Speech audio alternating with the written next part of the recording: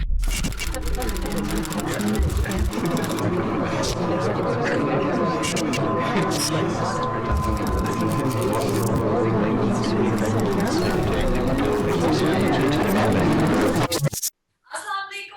Let's Talk. I am Dr. Anita Raja, and as usual, like every week, today we are going to discuss a very interesting topic, a topic which may be faced by many women. 1 in 4 women suffer from a miscarriage, yet it is a topic that not many women want to discuss. There's a lot of taboo around this, and of course, a lot of hesitance as well. We know many women who are with us right here, right now, who may have suffered from a miscarriage and are having a very difficult time. Today's show is especially designed to encourage them and give them the power that they need, the positive energy, because on our show today, we have invited lovely, lovely Carla Lett.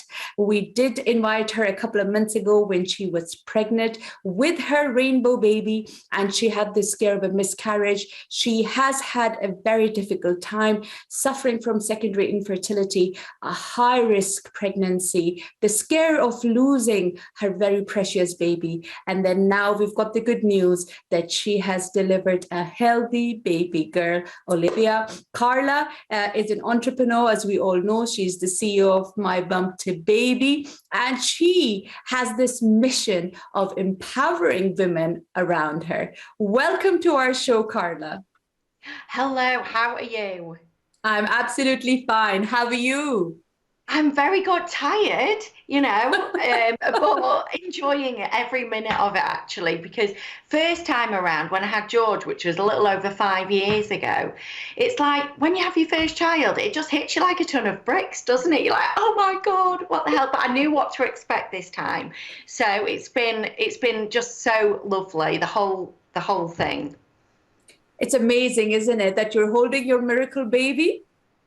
Yes, and I'll get her for you in a minute. Shortly, I'll bring her in, but she had a bit of a explosion just before I went on TV, so I thought, yeah, it's probably not the best time to introduce her to the world, but yeah. Oh. No, that's amazing, Carla. And remember when you came on our show, I said to you that there's going to be a time. We sent you a lot of positive energy, and we said there's going to be a time when we're going to invite you again with your lovely baby girl, and the time has finally come. I know, and at that time, for anyone that's watching this that has been through miscarriage, I think at the time when you're trying to navigate your pregnancy, after a miscarriage, you never really believe that you're ever going to have that baby in your arms. I know even before my pregnancy was high risk, I was scared to look at prams, I was scared to look at clothes, I was scared to look at anything, because I just did not believe that I would be so lucky to actually have another baby, because you've been excited so many times before, and it's just kind of, you're almost scared to be excited. And that was something that was really hard during that time. So what I wanted to do is raise awareness around my journey as being a rainbow pregnancy and navigating life as a rainbow pregnancy, so that in future any other mums and dads that have been through similar before can actually look and think, it's normal to feel this anxious and this scared. So that's what I've been doing over the last, since I found out I was pregnant, via my YouTube channel and stuff. But yeah. You run a very successful online business. So you're a parenting coach. You've got a parenting platform, and you've kept yourself very busy. I mean, if there are people out there at the moment in a similar situation like yourself, what sort of tips do you have for them so that they can survive this time? Because it gets so difficult. You count every single day, don't you? Oh yes, and it's I kept going for scans actually. It's funny you say that about counting every single day. I kept going for scans because I was so scared, and the last 3 scans that we had before Olivia, the pregnancies before, it was always bad news. So we'd go in and there wouldn't be a heartbeat, or it would tell us the worst basically. And I remember going for one scan, it was about 11 weeks, and when they fast forward your date by 5 days, well, it made me into the 12-week bracket. bracket, and I was like, oh yes, 5 less days of worry. But yeah, it's what I would say is what we did is we celebrated half weeks, because it's only every 3.5 days, isn't it? So we made sure that we celebrated half weeks, and every week we watched our pregnancy video of where the pregnancy was up to, and just kind of kept myself as busy as possible, because I was put on bed rest at around 20 weeks. Well, not technically bed rest. I had a short cervix and they couldn't stitch it. So I had to keep my mind really, really busy, to be honest.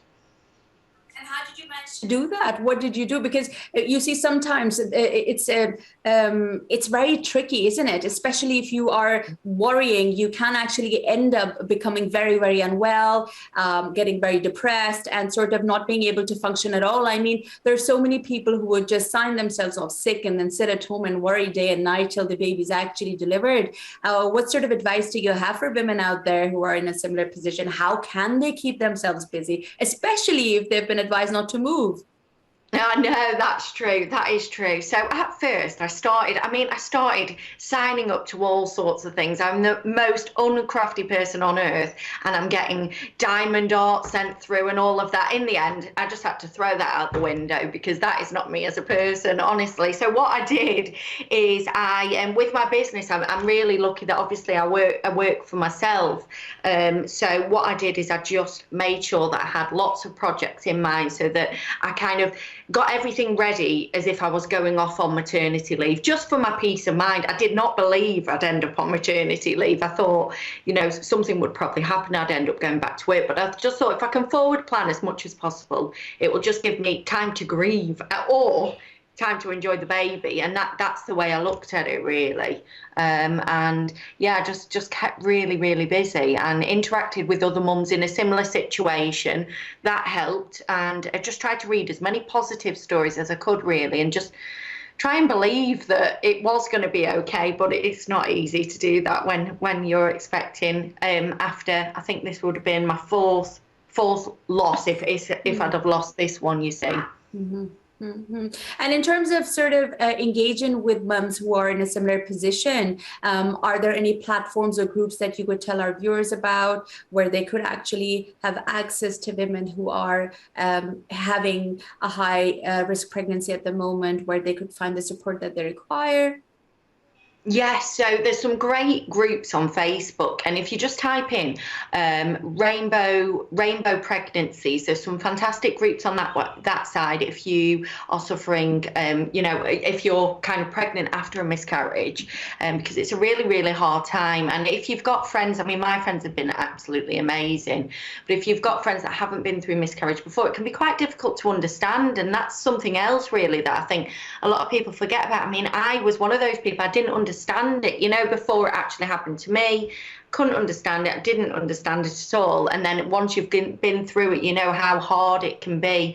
Also on YouTube, that's where I filmed weekly videos every week of my pregnancy for YouTube channel, from 4 weeks pregnant. And the reason why I did that is because I ideally wanted a positive outcome at the end, so that other mums who are navigating pregnancy after loss can now look at it and then hopefully see the end result of me with my little one. But also, I just wanted to kind of share the journey, because it can be so lonely and so hard. So that was my aim with that, really. So on YouTube, I've shared quite a lot of weekly videos of all the struggles, because I also had bleeding early pregnancy as well. And at one point, I actually had a negative pregnancy test around 7 weeks pregnant. And that was because I actually took a pregnancy test on one that was out of date. So it actually came up negative. So I really thought I'd lost that. I lost Olivia from 5 weeks when I started bleeding. And then at 7 weeks, the negative test. And I thought that was it. And then I went for a scan. And sure enough, there was a baby there, which was great. But then obviously I had the short cervix diagnosis, which was around 20 weeks. So then that part, that they said they'd give me a stitch at that point. And I went to theatre the next day, and they couldn't stitch my cervix because it wasn't long enough. It was too short. And then at that stage, that it was kind of like, right, well, next time, if you are planning pregnancy, you'll have to get a stitch before you get pregnant. And it was all doom and gloom, really, the talk around that, because at that point they wouldn't have been able to save Olivia, and I don't think they thought it would really go ahead much further. But here we are, and she's nearly 2 weeks old. So, well, in fact, she is 2 weeks old. Time's going too quick for me. Oh, she'll be 20 in no time. I promise you, Carla. She'll be 20 in no time. Time simply flies. You're so inspirational, because, you know, not many women out there actually want to talk about this, because as you have rightly mentioned, when you go through such a big loss, unfortunately, not many people understand you. And that is probably because they've not suffered for something like this and they can't relate to it. So for them, and unfortunately, the way society has programmed us is that if you've had a miscarriage, well, that's all right. Move on. You're still young. You can try again. It's not the end of the world. And nobody really understands the grieving process and the difficulty and the anxiety around conceiving again, and then going through the same process again, because you're worried, you're anxious, and all that happiness is taken away from you. You're literally stripped of your excitement of having a baby, because now this time around you're more cautious, you're worried. Anything that goes wrong is a big deal, and you worry about everything around it. Now, viewers, if you're watching our show, we've got lovely Carla Lett here, who is telling us how to be more resilient and giving us all the positive energy that we need if we are pregnant and have a high-risk pregnancy or suffered from baby loss. You've got our number on your screens. It is 01924231083. You've got our WhatsApp number as well, 075-85835-150. You can WhatsApp us. You can call us. It is a live show. And of course, we're going to take your questions on our show so that we can ask lovely Carla what else she did during her pregnancy and what else we could do if we are in a similar situation. Unfortunately, if we look at the current numbers and evidence and data which has been provided in terms of miscarriages, 1 in 4 women will suffer from a miscarriage, which is a very high number. However, when it comes to research, unfortunately, there isn't much. Tommy's is a great organization that is actually working day and night and trying to find out why women miscarry. Otherwise, when we look around, not many people seem interested, but we are interested in this topic. And if you want to be part of the show, as I've said, you've got our number on your screens, our WhatsApp number as well. It is time for a break. Stay with us.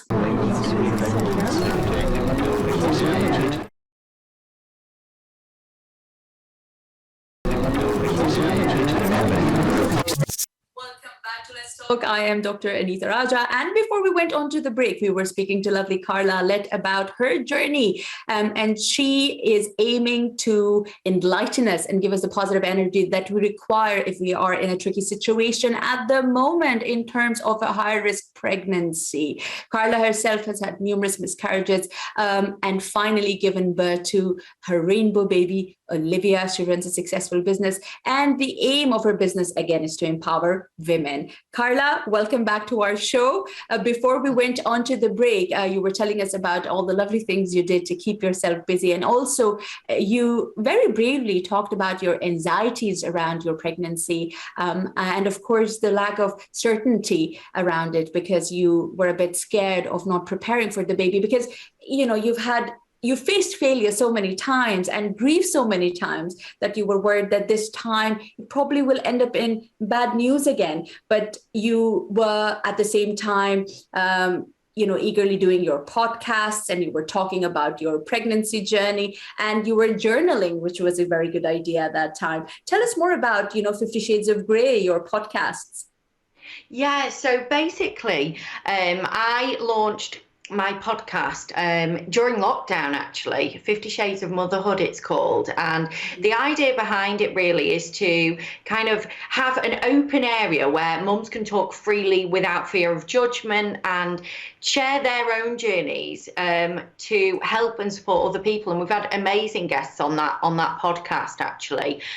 We actually, one of the most recent ones, we actually had a lady that got actually COVID during pregnancy, and she she had a very scary time, and she shared her journey. But we've covered all sorts of things, including domestic abuse, obviously miscarriage, smear tests, going to get that, and the different thoughts that we might have, when we're going. Also comparing ourselves as mothers, being made redundant during pregnancy. So there's been so many different topics that we've talked about on that podcast, and I'm going to be this is something that's going to announce actually on my Instagram later, but I'm going to be doing season 3 of that very soon.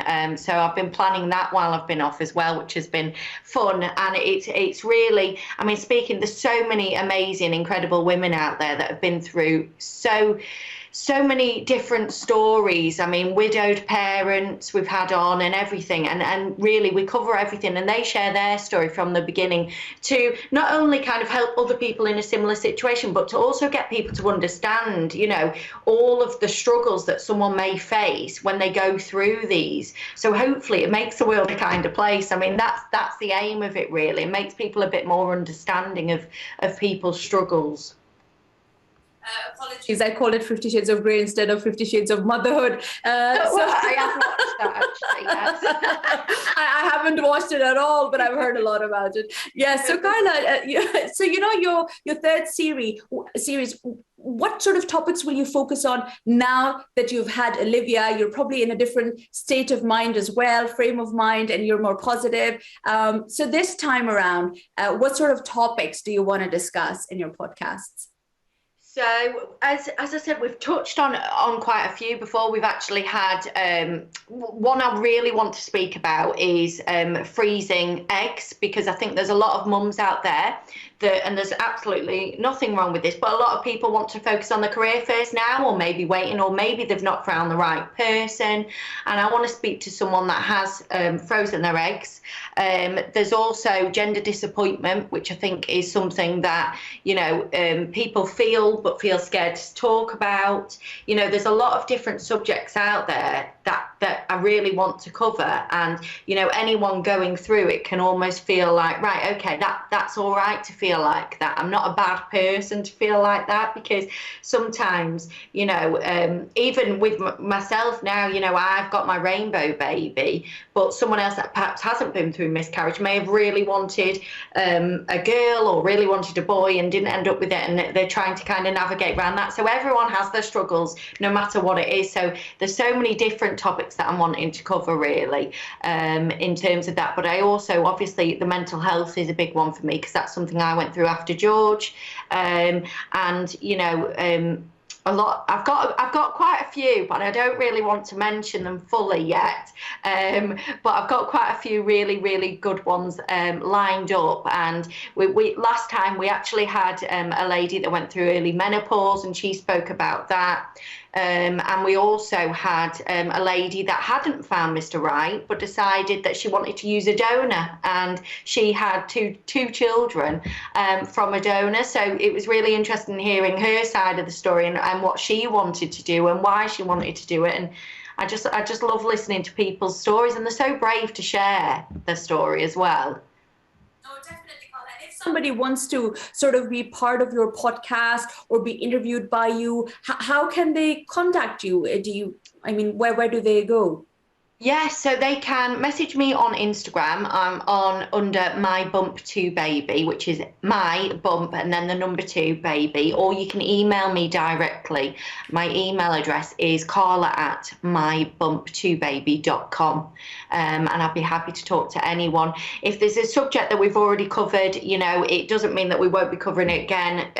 What I'll do is I'll put you on our system, and I'll contact you when we're going to be covering that again, because I think there's so many different everyone has a different story, don't they? And everything is so important when it comes to kind of sharing different stories and different experiences, just to make sure that we're helping as many people as possible, really. You've had your rainbow baby post, well, we're amidst a pandemic still. How was this sort of pregnancy and experience different to your previous pregnancy? Do you know, it was actually, this sounds really bizarre, but actually being in a situation where you can kind of not see people when you're pregnant, it was great for me because I think, I mean, obviously I'd rather have not been on bed rest and stuff like that. And obviously COVID, I'd rather it not be around. But personally, every time someone would ask me about pregnancy, like face to face, if I was picking George up from school or whatever, I felt myself like clam up. Because like it's like the due date. I had to really think when people say, "Oh, when's your baby due?" I was like, I don't know. I'm still thinking about getting through today. So like I'd always kind of struggle talking about it, and I always felt like I needed to put a disclaimer every time I was talking about it. So I'd be like, "Yeah, if we have the baby," and then my friends would be like, "No, when?" And I'm like, yeah, but I can't say that. I feel like if I say if, then I'm going to be more safe. It was like I wouldn't let myself kind of go with it, really. I mean, of course, I'd be I'd be, you know, distraught if something did happen either way, but I felt like I was protecting myself, which really I would have been as sad as if I enjoyed it as if I didn't. Do you know what I mean? And sometimes now I look back and I think, oh, I wish I knew the outcome because I would have tried to enjoy it more, but it's definitely meant that I won't be having any more because I can't deal with the stress of being pregnant, to be honest with you. This was going to be my next question, actually. Would you put yourself through this again? No, never. I'm actually waiting for my contraception appointment because I can't put myself through it again. I feel like I'm just not designed to be pregnant because every time I am, something happens. So with George, it was like placenta previa, which was really rare, and I had a big bleed from that. And then we had the Momo twins, which is twins that they were sharing a placenta and they were also in the same sac, which very high risk again. Obviously that, unfortunately, they passed away during pregnancy. Then there was the miscarriages afterwards, and then obviously then this short cervix, and it's like my body must be saying, for God's sake, woman, stop. But so I'm going to listen to my body now, and that is definitely it for me. I think for me, the only way, obviously, if I got pregnant by accident, of course, after, you know, experiencing, you know, loss, that isn't, you know, abortion isn't something that I personally could look at, but, you know, and I would try my best to carry that pregnancy, but hoping that doesn't happen because I will be going on contraception.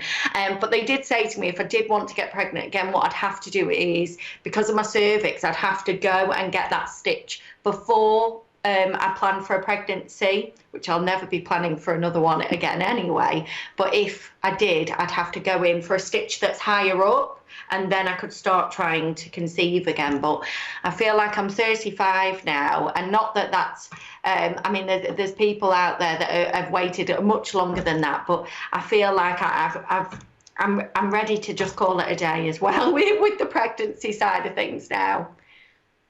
Oh, Carla, you're still very young, and yes, you're absolutely right. The average age of having a baby now is 36. So you've done really well, you know. You've done really well.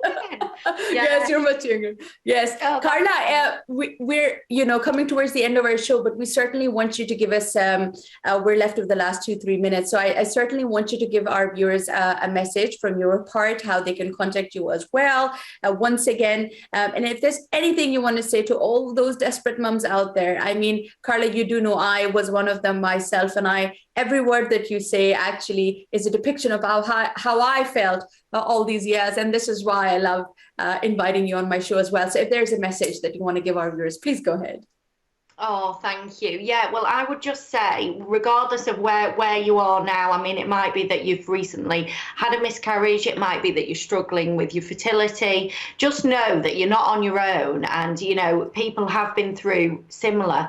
And especially when you're trying to conceive, it's so disheartening. And you just feel like you're never going to get there. And I was exactly the same. I felt exactly the same. And it was only the month actually that we stopped trying that I actually got pregnant. And although it doesn't help you, because so many people said to me, just chill out and it'll happen, you don't see it like that at the time. So whatever situation you're in, what I would suggest, and what I did, is I actually found people that had been through similar, and I familiarized myself with their story. And if they had a positive outcome, I think, do you know what, if they can do it, I can do it. And I'd reach out to those people and message them and talk to them and find out where how they got through it. And it's just, I think a lot of people are now really open-minded to kind of messaging other people and raising awareness. So just anytime you want to message me, you can. I'm over on Instagram, My Bump to Baby, same on Twitter and Facebook as well. And you can email me, Carla@mybumptobaby.com. Happy to talk to anyone about anything if you're struggling.